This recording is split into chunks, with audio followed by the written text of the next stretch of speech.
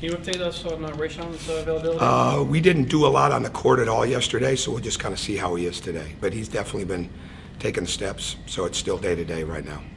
Turtle complimented, I think, JoJo, Christian Harrison, and Jordan Harrison, the three most athletic guys. You know, and Christian Harrison and Jordan have like kind of come onto the scene recently. What about JoJo? Have you seen anything? JoJo works so hard. I don't, and it's just a matter of time for him. It really is. I don't know if there's been a night when we've had a home game that someone hasn't seen him shooting in the main gym or in the practice gym after the game. That's uncommon desire. He just got to keep improving, understanding the speed of the game, find that niche and roll, and he works hard every day. Great young guy, and there's no question. That's why he got to learn to use his athleticism even more in the games, especially in tight spaces, and just we want to keep him understanding how to simplify the game as much as he can and the speed of the game. How is it hard? Is it hard to harness your athleticism? Like what hinders? Is it what now? Hard to harness your athleticism? Like how? Oh no, it's hard. I think it's just learning how to use your athleticism even more in a basketball sense, you know, and not driving into two people as much. And he's just got to keep building his skills, right? He's got to keep building his skills. And really, like when you look at Christian Harrison has gone in and taken minutes because he just plays so hard and tough, and he'll defend. And JoJo's certainly just got to keep getting better at that. All the freshmen go through that. It's a really hard league. It's a really hard league, and you want to go and improve yourself rather than go in and just play, let it happen. Monzi runs into that sometimes. Wants to go in and try to do something rather than let it happen, right? And it always works a lot better when you just kind of let it happen and you control what you can control, like your defense, your rebounding, your cutting, your passing, those type of things, and get into the flow of the game. But it's not hard to harness athleticism. What you want to do is you want to take basketball players and make them better athletes, and you want to take athleticism and make it apply better to basketball. And a lot of times it's in the same guy, right? And you just keep working on that every day to build them to the level. Sometimes guys come in as like tremendous athletes like Victor Oladipo was, and he's got to learn how to be a better basketball player. Sometimes they come in as better basketball players, and they've got to build their athleticism to learn how much more they can do inside of that. And sometimes they're both, but every day you're coaching both aspects of it. Have you ever had anybody like JoJo shoot so much after the game? I don't know. You know, I've had guys that have worked after games. Yeah, but I mean, it's unique, right? It's unique. Put it that way.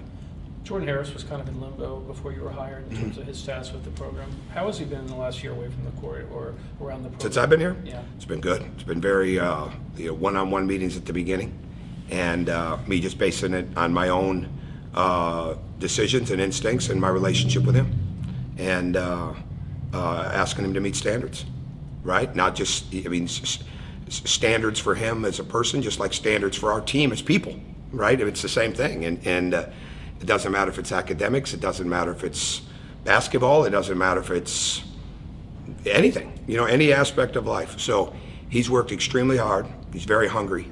He's been very consistent, and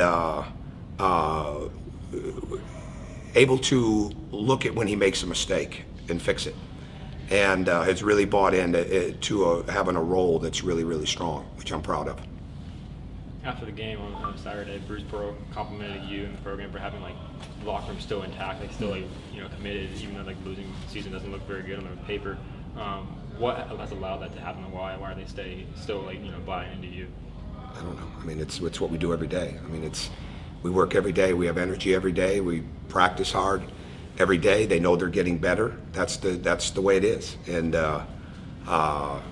coaching, it's about being demanding and holding people accountable into standards. It's not about coming in and being negative or sad or uptight, right? So if you're like that as a coach, you want the same thing from your players. And it starts with the coaching staff, but it's them. I mean, they know they're getting better, and they know they're improving. And I think it's obvious with the way that we're playing. We're right there, and it just can cause you to get frustrated, or it can cause you to get even more focused, which is exactly what we've got to continue to do, when you hit struggles like we are. And that's part of it. So we don't spend a lot of time talking about making sure, is this guy up, is that guy up? It's an upbeat atmosphere. You're going to really stand out if you're not upbeat on this team right now. Do you carve out a little bit more practice time for end game situations when you've had as many close calls at the end? Well, we do. The other night we knew what we wanted. We wanted to get a 2-point, we wanted 2 or 3, but we really, with that kind of time, we wanted to go inside and play from there. and we did not execute it properly at the end. But yeah, and in the end of the game at Ole Miss, we knew what we wanted, and we didn't post as deep as into the elbow. So, but you have to, right? Because the pressure of the moment is hard. So you want to keep putting yourself in those situations of end game. You want to keep getting them comfortable during the game, even though you save some things for end game. But what we were trying to run at the end of the game was something we just run a couple plays earlier, and we just didn't get into it.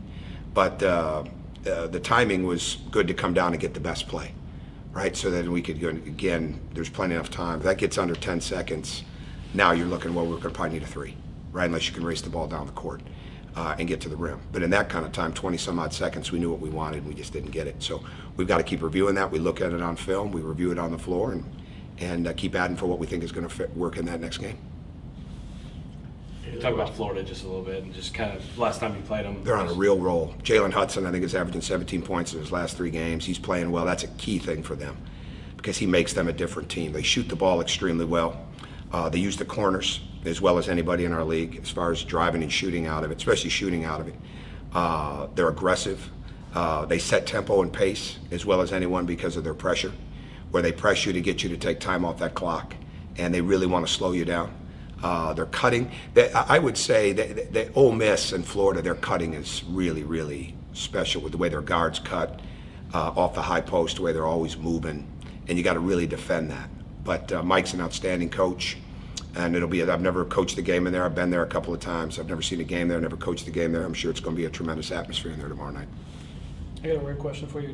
When you're on the in front of the bench, do you have like 2 pieces of paper that you work with, like one in your I have 2. jacket? I have one folded. Yeah, I have one folded now, and then I have one that's long piece. It's just reminders of plays? Or? It's game plan. It's game plan stuff, and then the folded sheet is really more. The longer sheet is a little bit more of the whole range and whole spectrum, and then the folded up one is one that I can look at. It's got a couple of key things that I want to make sure in random action that we're ready to go to. So I got a file over there. So, but I don't go to it that much. All right. Thank you. Thanks. Thanks.